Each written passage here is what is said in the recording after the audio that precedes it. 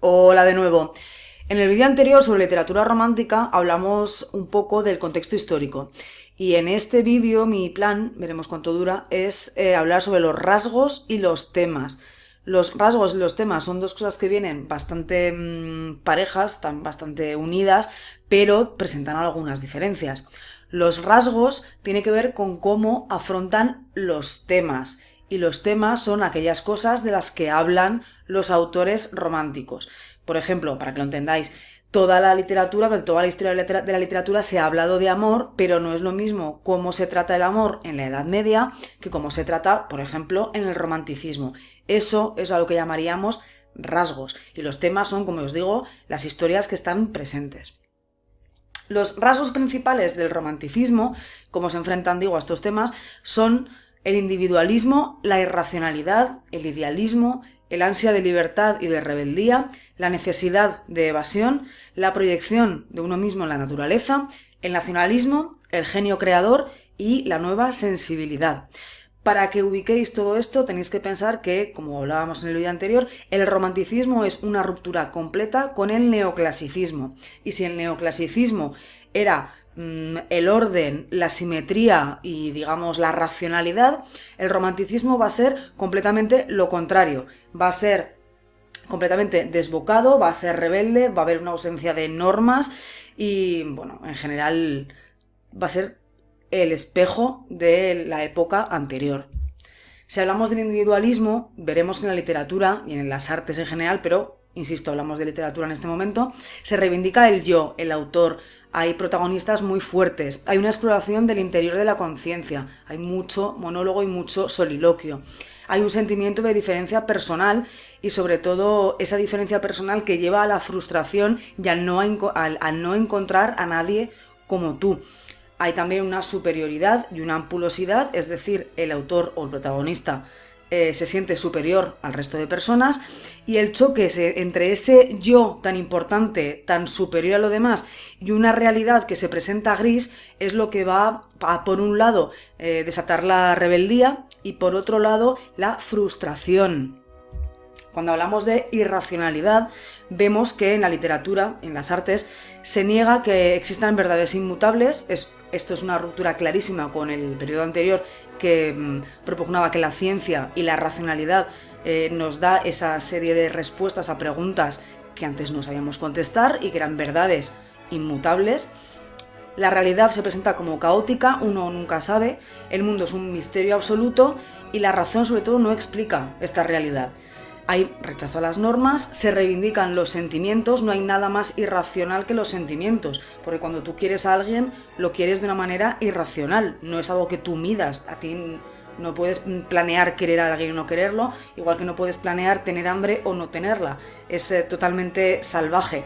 Y todo esto lo que hace es que se desarrolle un gusto por lo sobrenatural, lo mágico, lo misterioso y lo nocturno. Es decir, sobre todas esas cosas, esas realidades que no sabemos muy bien explicar. Es una época de historias de terror, de brujas, de monstruos, de cementerios. De hecho, cuando en la actualidad a alguien se le dice que es gótico, todos tenéis en la cabeza, ¿no? Alguien que es gótico, algo parecido a los emos, vienen directamente de esta época, de ese gusto por lo sombrío, los cementerios, la muerte, la soledad, lo sobrenatural, un poco lo satánico, los hechizos, todo ese pack que va con las personas góticas tiene que ver un poco con el siglo XIX, viene directamente desde ahí. El idealismo es otro de los rasgos. Podemos decir aquí que el hombre romántico lo que busca es la libertad, el progreso y la belleza. La búsqueda de lo absoluto, de lo ideal, de lo más bonito, de lo más certero, de lo más pasional, eso lo que está denotando es que hay un vitalismo, una necesidad de vivir en los protagonistas y en los autores. Y al no encontrarlo, frustración y rebeldía. Una vez más, se ve muy claro un choque entre lo que quieren los autores y lo que quieren los protagonistas y lo que la realidad les está presentando. Por otro lado, esa ansia de libertad y de rebeldía tiene que ver con un deseo de romper con los convencionalismos, con todo lo que veíamos en el neoclasicismo, es decir, en el neoclasicismo teníamos unos protagonistas muy definidos. Las novelas y las obras de teatro, las poesías románticas, lo que van a hacer es coger esos estereotipos y volarlos.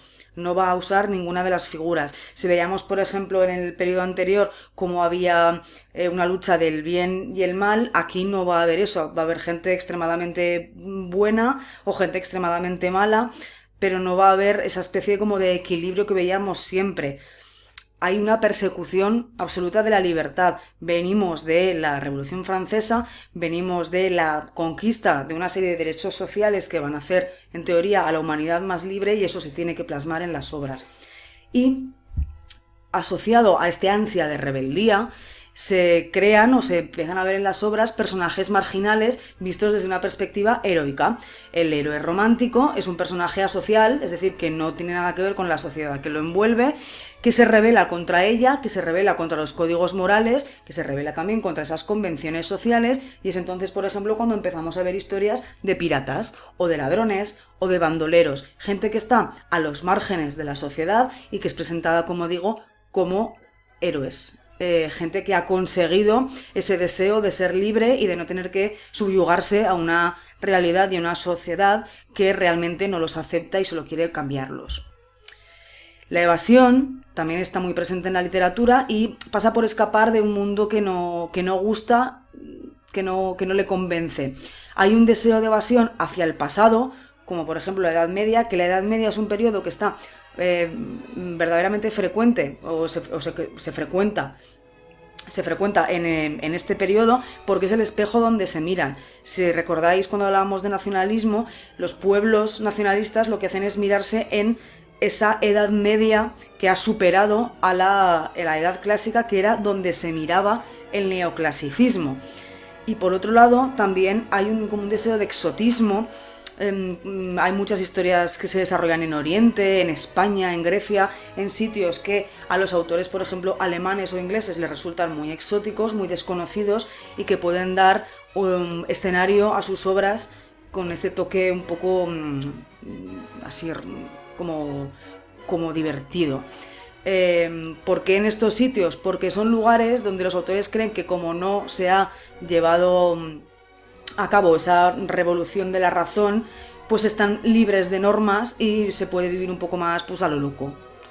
Hay también, dentro de este rasgo de la evasión, un gusto por la soledad. Vemos frecuentemente a los personajes que aparecen en jardines, en páramos, en cementerios, sitios en los que no tienen que cruzarse con ese resto de personajes de la sociedad que no los comprenden.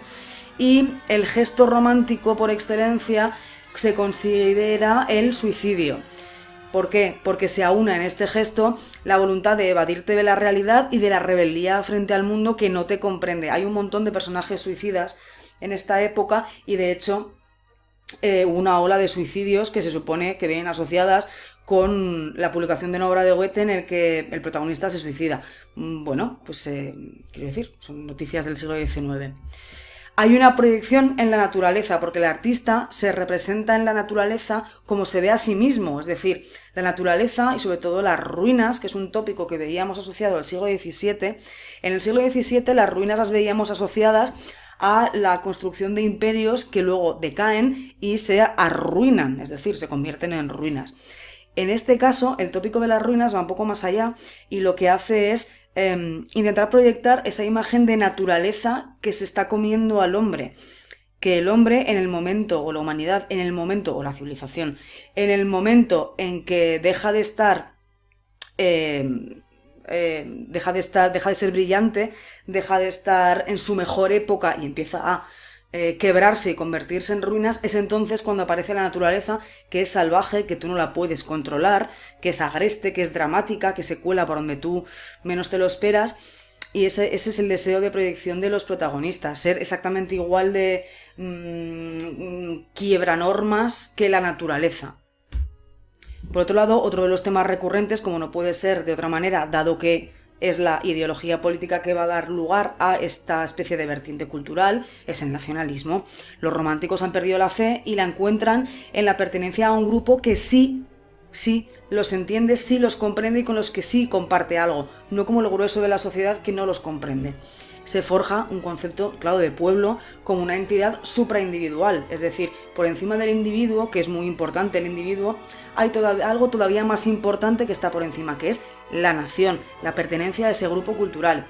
Es entonces cuando se revitaliza el interés por conocer el pasado de los pueblos y se comprende así que muchas de las historias que se cuentan en este periodo tengan que ver con los antiguos poemas épicos de cada pueblo. Si os acordáis, poemas épicos, hablábamos en España, por ejemplo, del Cantar del Mío Cid, hablábamos también de los círculos artúricos, hablábamos también de una serie de historias en las que se forjaba un sentimiento de pueblo y en el que había un héroe que, con rasgos ciertamente mágicos, pero con algo de historia, se explicaban ciertos periodos históricos. También se revitalizan las leyendas y las tradiciones locales. Cuanto más misteriosas, mejor. Cuanto más hablen de brujas, mejor. Y hay un nuevo cultivo que alcanzan las lenguas, se cultivan las lenguas vernáculas, es decir, las lenguas propias de cada pueblo, y se exalta la patria, es decir, la patria es el país al que uno pertenece y del que está orgulloso. Es un tema muy recurrente dentro de la literatura, el exaltar esa pertenencia a ese determinado país. Dentro de los rasgos de la literatura romántica encontramos también el genio creador, es decir, esa persona sumamente artística y sumamente bien dotada en cuanto a la habilidad para crear arte, que habla de ellos mismos. Hay muchísimos autorretratos en pintura y en literatura hay muchísimos escenarios que nos lo muestran. El artista nace, no se hace. Es decir, tú puedes ser muy habilidoso y serás un buen artesano, pero tú o naces artista o no naces artista, no hay más. La obra de arte es el resultado de un momento de inspiración concreto que refleja la valía o la falta de valía de un autor.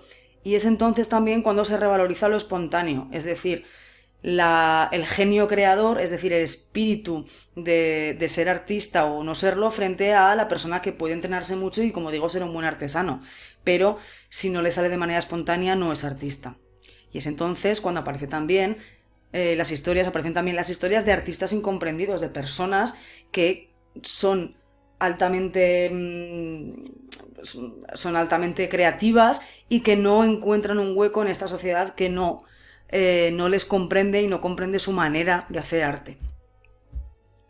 Y hay una nueva sensibilidad, es decir, hay una nueva temática que tiene que ver con los sentimientos. Hay mucho sentimentalismo, hay una introspección de los autores y de los personajes, se habla de nostalgia, de melancolía, hay muchas obras que hablan de tristeza y soledad, la fugacidad de la vida, la infelicidad, y hay un gusto clarísimo por lo sombrío. Una vez más, los góticos vienen de aquí. Todo esto tiene que ver con el amor no correspondido, con ese tipo de historias que parece que sí, pero luego no, con la incomprensión social que sufren los protagonistas, y uniendo todos estos rasgos en una coctelera, al final nos dan los argumentos de un montón de obras literarias de este siglo que hablan precisamente como hilo conductor de personas muy talentosas que no son aceptadas por la sociedad y que, por tanto, en esa búsqueda de rebeldía, de no encajo, entonces me rebelo, tienden a estar frustradas, angustiadas y buscan la soledad frente a cambiar como son e intentar encajar. Hasta aquí el vídeo de hoy, espero que os sirva de ayuda para intentar comprender un poco mejor los rasgos de la literatura de este periodo.